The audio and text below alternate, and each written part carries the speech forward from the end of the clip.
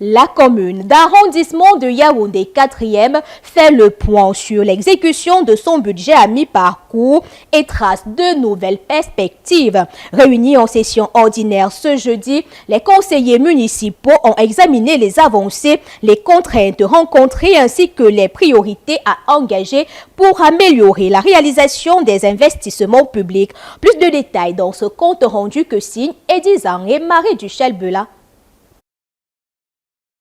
Dans le cadre de la session ordinaire du conseil municipal consacrée à l'évaluation à mi-parcours de l'exécution du budget 2025, la mairie de Yaoundé 4 a tenu une rencontre décisive sous la présidence de Sa Majesté Gabriel Biina Efila, maire de la dite commune, qui a salué les efforts constants des conseillers municipaux et présenté les chiffres consolidés au 15 août 2025, révélant un état d'avancement préoccupant.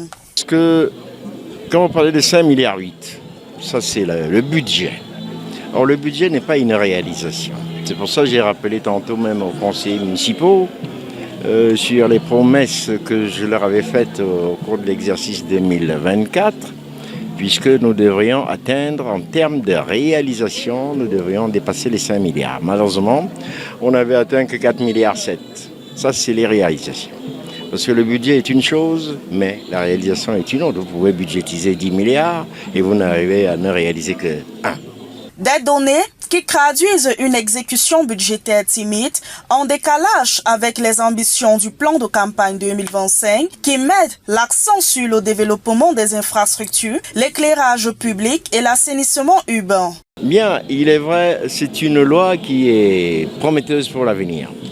Comme je l'ai dit dans mon petite entrée en matière, cette loi est bonne parce que c'est nous qui recouvrions par le passé, mais avec cette loi portant fiscalité locale, ça évitera beaucoup de distractions de fonds.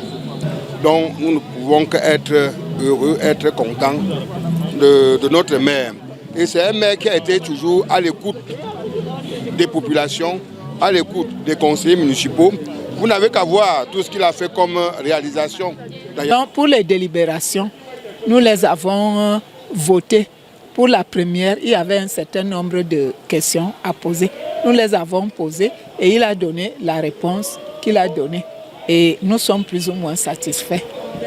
Ces décisions ont été recueillies avec fierté par des conseillers municipaux qui voient en elles des avancées concrètes vers une gouvernance locale plus efficace et plus proche des citoyens.